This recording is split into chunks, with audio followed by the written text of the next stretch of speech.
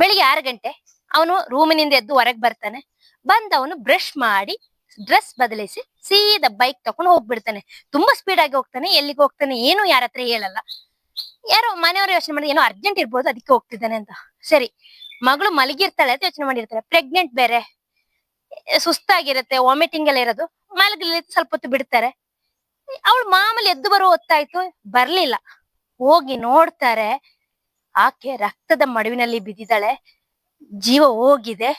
ಆಕೆಯನ್ನು ತುಂಬಾ ಸಲ ಆಕೆ ಮೈ ಫುಲ್ ಗಾಯ, ಚುಚ್ಚಿದ ಒಂದು ಮಾರ್ಕ್ಗಳಿದೆ. ಮನೆಯವರು ಬೆಚ್ಚಿ ಬಿದ್ದು ಬಿಡ್ತಾರೆ. ಬನ್ನಿ, ಫೇಮಸ್ ಯೂಟ್ಯೂಬರ್ ವೈಷ್ಣವಿ ಅವರ ಬದುಕಿನಲ್ಲಿ ಏನಾಯ್ತು ಅಂತ ನೋಡೋಣ.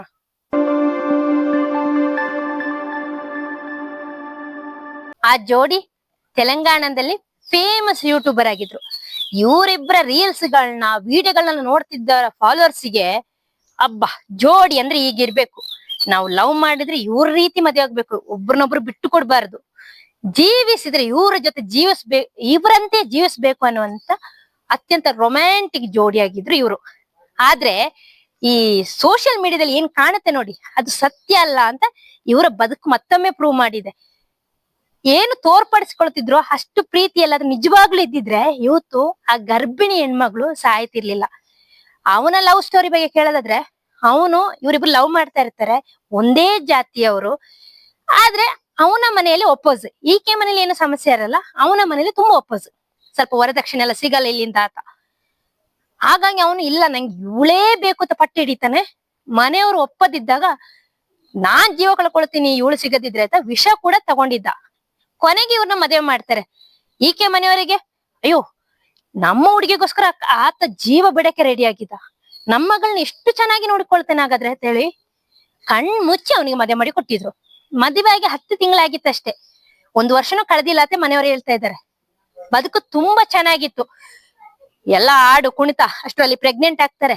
ಅದ್ರ ವಿಡಿಯೋಗಳು, ರೀಲ್ಸ್ಗಳು ಅದ್ಭುತ. ಇನ್ನು ಇವರಿಗೆ ವ್ಯೂಸ್ ಉಂಟಲ್ಲ, ಈ ಯೂಟ್ಯೂಬ್ ಸ್ಟಾರ್ಟ್ ಮಾಡಿ 1 ಲಕ್ಷ ಫಾಲೋವರ್ಸ್ ಬರಕ್ಕೆಲ್ಲ ಕೆಲವರಿಗೆ ತುಂಬಾ ಟೈಮ್ ತಗೊಳುತ್ತೆ.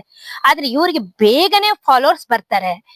ಇವರ ವಿಡಿಯೋಗಳಿಗೆ ಒಳ್ಳೆ ರೀಚ್ ಸಿಗುತ್ತೆ. ಕೆಲವೊಂದು ವಿಡಿಯೋಗಳೆಲ್ಲ ಮಿಲಿಯನ್ಸ್ ಓಡಿದೆ, ಶಾರ್ಟ್ಸ್ ಗಳೆಲ್ಲ ಒಳ್ಳೆ ರೆವೆನ್ಯೂ ಜನರೇಟ್ ಆಗ್ತಾ ಇತ್ತು. ಆತ ಜಾಬ್ ಬಿಡ್ತಾನೆ. ಯಾವ್ದೋ ಹಾಸ್ಪಿಟಲ್ ನಲ್ಲಿ ರಿಸೆಪ್ಷನಿಸ್ಟ್ ಆಗಿ ಕೆಲಸ ಮಾಡ್ತಿದ್ದಂತೆ. ಆ ಜಾಬ್ ಬಿಡ್ತಾನೆ.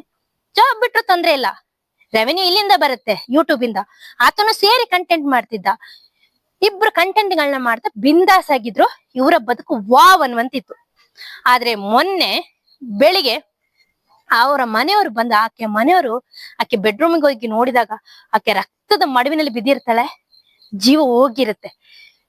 ಊಹಿಸ್ಕೊಳಕ್ ಆಗಲ್ಲ, ಒಂದು ಗರ್ಭಿಣಿ ಹೆಣ್ಮಗಳು ಬೇರೆ ಅವಳು, ಆ ರೀತಿ ಅವಳು ಜೀವ ಬಿಟ್ಟಿರ್ತಾಳೆ.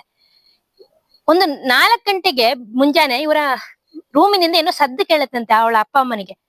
ಇವರು ಫಸ್ಟ್ ಮದುವೆ ಆಗಿ ಅವನ ಮನೆಗೆ ಹೋಗಿರ್ತಾರೆ. ಅಲ್ಲಿ ಸರಿ ಆಗ್ತಾ ಇಲ್ಲ, ಅಲ್ಲಿಗೆ ಟಾರ್ಚ್ ಇರುತ್ತೆ. ಇವನ ಮನೆಗೆ ಬಂದಿರ್ತಾರೆ, ಅವನು ಇವಳ ಮನೇಲಿ ಇರ್ತಾರೆ. ಎಲ್ಲ ಚೆನ್ನಾಗಿರೋರು, ಸಣ್ಣ ಪುಟ್ಟ ಜಗಳ ಆಗ್ತಿತ್ತು, ಅದನ್ನ ಮಾಮೂಲಿ ತಿಳಿಯೋ ಸುಮ್ಮನೆ ಆಗ್ತಾರೆ. ಅದು 4 ಗಂಟೆಗೆ ಜಗಳಕ್ಕೆ ಏನೋ ಒಂದು ಸೌಂಡ್ ಕೇಳಿದಾಗ ಅಪ್ಪ ಅಮ್ಮ ಹೋಗಿ ಕದ ತಟ್ತಾರೆ.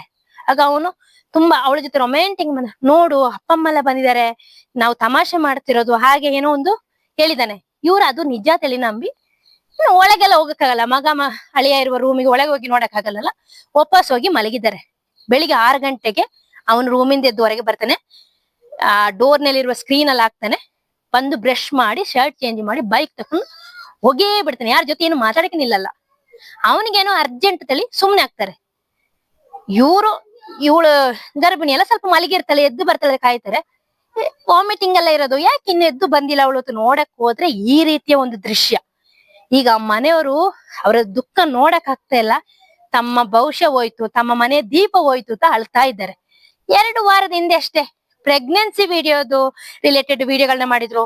ಅವರ ಕನ್ಫರ್ಮೇಶನ್ ವಿಡಿಯೋಗಳನ್ನ ಖುಷಿ ಪಟ್ಟಿದ್ದು, ಸಂಭ್ರಮ ಪಟ್ಟಿದ್ದು, ಅದಕ್ಕೆ ತಕ್ಕಂತ ರೀಲ್ಸ್ಗಳು ಎಲ್ಲವನ್ನು ಮಾಡಿ ಹಾಕ್ತಿದ್ರು. ಸುಸ್ತಿದೆ, ವಾಂತಿ ಬರ್ತಿದೆ, ಈ ರೀತಿ ಆಕೆ ಜೀವನದಲ್ಲಿ ಕೂತಿದೆ ನಿಂತಿದೆ ಎಲ್ಲವನ್ನು ಅವರ ವಿಡಿಯೋಗಳಲ್ಲಿ ನೋಡ್ಬೋದು. ಅವನು ಜಾಬ್ ಬಿಟ್ಟು ಒಂದು 6 ತಿಂಗಳಾಗಿತ್ತಂತೆ.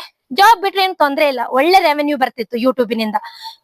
ದೊಡ್ಡ ಲಾಂಗ್ ಫಾರ್ಮೆಟ್ ವಿಡಿಯೋಗಳಿಗೆಲ್ಲ 1 ಲ್ಯಾಕ್ ವ್ಯೂಸ್ ಅಂದ್ರೆ ಯೋಚನೆ ಮಾಡಿ, ರೆವೆನ್ಯೂ ಚೆನ್ನಾಗಿತ್ತು. ಫೈನಾನ್ಷಿಯಲ್ ಏನು ದೊಡ್ಡ ಸಮಸ್ಯೆ ಆದಂತ ಏನಿಲ್ಲ. ಈಗಿರುವಾಗ ಇಬ್ರು ಚೆನ್ನಾಗೇ ಜೀವನ ಮಾಡ್ತಿದ್ರು, ಜೊತೆಯಾಗಿ ಕುಣಿದು ಕುಪ್ಪಳಿಸಿದ್ರು, ಪ್ರ್ಯಾಂಕ್ ವಿಡಿಯೋಗಳನ್ನ ಮಾಡ್ತಿದ್ರು. ಇಷ್ಟೆಲ್ಲ ಇದ್ದಾಗ ಸಡನ್ ಒಂದು ರಾತ್ರಿ ಏನಾಯ್ತು ಯಾರಿಗೂ ಊಹಿಸಲು ಸಾಧ್ಯ ಆಗ್ಲಿಲ್ಲ. ಸಣ್ಣ ಪುಟ್ಟ ಜಗಳಗಳು ವೈಮನಸ್ಸು ಬರೋದು ಸಹಜ. ಆದ್ರೆ ಅದು ಈ ರೀತಿ ಒಂದು ವಿಕೋಪಕ್ಕೆ ತಿರುಗತ್ತೆ ಯಾರು ಯೋಚನೆ ಮಾಡಿರ್ಲಿಲ್ಲ. ಎಲ್ಲಕ್ಕಿಂತ ಹೆಚ್ಚೇನು ಗೊತ್ತಾ, ಆತ ಎಂತ ಒಂದು ಕ್ರೂರಿ ಅಂದ್ರೆ, ಏನೋ ಕೈ ತಪ್ಪಿ ಆತನ ಕೈಯಿಂದ ಅವನು ತಳ್ಳಿದಾಗ ಏನಾದ್ರೆ ಆಗಿದ್ರೆ ಅವನಲ್ಲಿ ಒಂದು ಪಶ್ಚಾತ್ತಾಪ ಇರ್ತಿತ್ತು. ಇಲ್ಲ, ಆತ ಅಷ್ಟು ಆಕೆನ ಆ ರೀತಿ ಜೀವ ತೆಗೆದ್ರು ಸಮೇತ ಏನು ಗೊತ್ತಿಲ್ಲದಂತೆ ಎದ್ದು ಬ್ರಷ್ ಮಾಡಿ ಅಲ್ಲಿಂದ ಪಲಾಯನ ಆಗಿದ್ದಾನೆ. ಈಗಿನ ಪ್ರೀತಿ ಪ್ರೇಮ ಎಲ್ಲ ಹೇಗೆ ಅಂದ್ರೆ, ಒಂದು ಎಲ್ಲವೂ ಸೋಷಿಯಲ್ ಮೀಡಿಯಾದಲ್ಲಿ ಒಂದು ಪ್ರದರ್ಶನಕ್ಕಷ್ಟೇ. ನಿಜವಾದ ಲವ್ ಏನು ಅನುಭವಿಸಲ್ಲ. ಒಟ್ಟಾರೆ ಕೂತಿದ್ದು ನಿಂತಿದ್ದು ತಿಂದಿದ್ದು ತಮ್ಮ ಸಂತೋಷ, ತಮ್ಮ ದುಃಖ, ತಮ್ಮ ಗಾಸಿಪ್ಗಳು ಎಲ್ಲವನ್ನು 4 ಜನ ಮುಂದೆ ಸೋಷಿಯಲ್ ಮೀಡಿಯಾದಲ್ಲಿ ಬ್ಲಾಗ್ ಆಗಿ ಬಿಡ್ತಾ ಹೋಗ್ತಾರೆ. ಇಮ್ಯಾಜಿನ್ ಮಾಡಿ, ಒಂದು ಫಂಕ್ಷನ್ಗೆ ಹೋಗ್ತಾರೆ, ಒಂದು ರೆಸ್ಟೋರೆಂಟ್ಗೆ ಹೋಗ್ತಾರೆ, ತಿನ್ನೋದು ಬಿಟ್ಟು ವ್ಲಾಗ್ ಮಾಡ್ತಾ ಇರ್ತಾರೆ. ಆ ತಿನ್ನೋದನ್ನ ಎಂಜಾಯ್ ಮಾಡಲ್ಲ.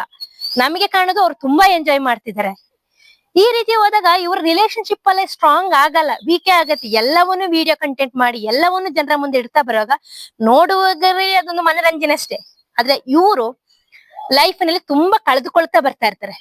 ಇವರಿಬ್ರು ರಿಲೇಶನ್ಶಿಪ್ ಚಿಕ್ಕ ಏಜ್ ಅಲ್ಲಿ ಮದುವೆ ಆಗಿದ್ದು, ಮೆಚುರಿಟಿನೇ ಇಲ್ಲ ಹೇಳ್ಬೋದು. 20 ವರ್ಷ ಮದುವೆ ಏಜ್ ಯಾವ್ದು, ಆದ್ರೆ ಮೆಚುರಿಟಿ ಆಕೆ ನೋಡಗಂತೂ ತುಂಬಾ ಚಿಕ್ಕವಳಾಗಿ ಕಾಣ್ತಾಳೆ. ಈ ಯೂಟ್ಯೂಬ್ ಮಾಡ್ಕೊಂಡು ಹಾರಾಡ್ಕೊಂಡು ಇದ್ದವರಿಗೆ ಮಗು ಒಂದು ಬರುತ್ತೆ ತಂದು ಖುಷಿ, ಅದರಿಂದನೇ ಕಂಟೆಂಟ್ ಮಾಡ್ತಾ ಇದ್ದವರಿಗೆ ಈ ರೀತಿ ಒಂದು ಬದುಕಿನಲ್ಲಿ ಆಗತ್ತ ಬರುತ್ತೆ ಗೊತ್ತಿರ್ಲಿಲ್ಲ. ಈಗ ಮನೆಯವರೆಲ್ಲ ಹೇಳ್ತಾ ಇರೋದು ವರದಕ್ಷಿಣೆ ಅಂತ. ಅಲ್ಲದೆ ಕೆಲವೊಂದು ಲಿಸ್ಟ್ಗಳನ್ನೆಲ್ಲ ಕೊಡ್ತೀವಿ, ನಾವು ಇಷ್ಟು ಕೊಟ್ವಿ, ಅವಳಿಗೆ 10 ಲಕ್ಷ ಕೊಟ್ವಿ, ಇಷ್ಟು ಗೊಡವೆ ಕೊಟ್ವಿ ಅಂತ. ಹೆಣ್ಮಕ್ಳನ್ನ ಮದುವೆ ಮಾಡಿ ಕೊಡುವಾಗ ಈ ವರದಕ್ಷಿಣೆ ಅಂತ ಯಾಕೆ ಕೊಡ್ತಿದ್ದಾರೋ ಗೊತ್ತಿಲ್ಲ. ಆಕೆಯ ಜೀವ ತೆಗಿಲಿ ಕೊಡ್ತಿದ್ದಾರೋ ಅದು ಗೊತ್ತಿಲ್ಲ. ಯಾವ ಕಾರಣಕ್ಕೆ ಆ ರೀತಿ ವರದಕ್ಷಿಣೆ ಆಸೆ ಇರೋರಿಗೆ ಹೆಣ್ಣನ್ನು ಕೊಡಕ್ಕೆ ಹೋಗ್ಲೇಬೇಡಿ. ಇವರಿಬ್ಬರಲ್ಲಿ ಏನ್ ಕಾರಣ, ಅವನಿಗೆ ಬೇರೆ ಸಂಬಂಧ ಅದಲ್ಲ ಅಂತ ಆಕೆಯ ತಂದೆಯೇ ಕನ್ಫರ್ಮ್ ಮಾಡಿದ್ದಾರೆ. ಅವನಿಗೆ ಹಾಗೆ ಬೇರೆ ಸಂಬಂಧ ಇಲ್ಲ. ಆದ್ರೆ ಇವರಿಬ್ಬರಿಗೆ ಸಣ್ಣ ಪುಟ್ಟ ಜಗಳಗಳು ಅದು ಕಾಮನ್ ಆಗಿ ನಡೀತಿತ್ತು. ಬೆಳಿಗ್ಗೆ ಎದ್ದು ಹೇಳ್ತಿದ್ರು, ಇಬ್ರು ಚೆನ್ನಾಗಿ ರೀಲ್ಸ್ ಗಳನ್ನೆಲ್ಲ ಮಾಡ್ತಿದ್ರು. ಈಗ ನೋಡಿದ್ರೆ ಹೆಣ ಆಗಿದ್ದಾಳೆ. ಆತ ಎಸ್ಕೇಪ್ ಆಗಿದ್ನ ಪೊಲೀಸರು ಬಂಧಿಸಿದ್ದಾರೆ. ಅವನಿಗೆ ಸಾಧಾರಣ ಶಿಕ್ಷೆ ಸಾಲದತ್ತು ಮನೆಯವರೆಲ್ಲರೂ ಆಗ್ರಹಿಸ್ತಿದ್ದಾರೆ. ಹೌದು, ಒಂದು ಗರ್ಭಿಣಿ ಹೆಂಗಸನ ತನ್ನ ಮಗು ಹೊಟ್ಟೆಯಲ್ಲಿದೆ, ಅವಳ ಹೊಟ್ಟೆಯಲ್ಲಿದೆ ಸಂಭ್ರಮಿಸಿದ ವ್ಯಕ್ತಿ ಕೆಲವು ವಾರಗಳಿಂದ, ಆ ಒಂದು ಮನಸ್ಸು ಇಷ್ಟೊಂದು ಕಠೋರ ಆಗತ್ತಾ? ಹೇಗೆ ತಾನೇ ಮನಸ್ಸಾಗತ್ತೆ? ಅವಳಿಗೋಸ್ಕರ ಜೀವ ಬಿಡಕ್ಕೆ ಹೋದವನು ಈಗ ಅವಳ ಜೀವವನ್ನೇ ತೆಗ್ದಿದ್ದಾನೆ. ಈ ಸೈಕೋ ಟಾಕ್ಸಿಕ್ ಲವ್ಗಳೆಲ್ಲ ಇದೆಯಲ್ಲ, ಅಂತದ್ನೆಲ್ಲ ಬೇಗ ಕಳಿಸಿ ಬಿಡೋದು ಒಳ್ಳೇದು. ನಿನಗೋಸ್ಕರ ಸಾಯ್ತೀನಿ, ನಿನಗೋಸ್ಕರ ಹಾಗ್ ಮಾಡ್ತೀನಿ, ನಿನ್ನ ಬದುಕಕ್ ಬಿಡಲ್ಲ, ಈ ರೀತಿ ಹೇಳೋರ್ನೆಲ್ಲ ಇದೆಯಲ್ಲ, ಬದುಕಿನಿಂದ ತುಂಬಾ ದೂರ ಇಟ್ಟು ಬಿಡ್ಬೇಕು. ಅವ್ರು ಯಾವತ್ತೂ ಹತ್ರ ಇದ್ರೆ ತುಂಬಾನೇ ಡೇಂಜರ್. ಒಂದಲ್ಲ ಒಂದು ಅವಘಡ ನಡೆಯುತ್ತೆ. ನಾವು ಅದನ್ನ ಏನೋ ಪ್ರೀತಿ ಅಂತ ಭ್ರಮಿಸಿದ್ರೆ ಈ ರೀತಿ ಅವಘಡ ನಡೆದ ಮೇಲೆ ದುಃಖಿಸ್ಬೇಕಾಗತ್ತೆ. ನೀವೇನಂತೀರಿ ಇದರ ಬಗ್ಗೆ?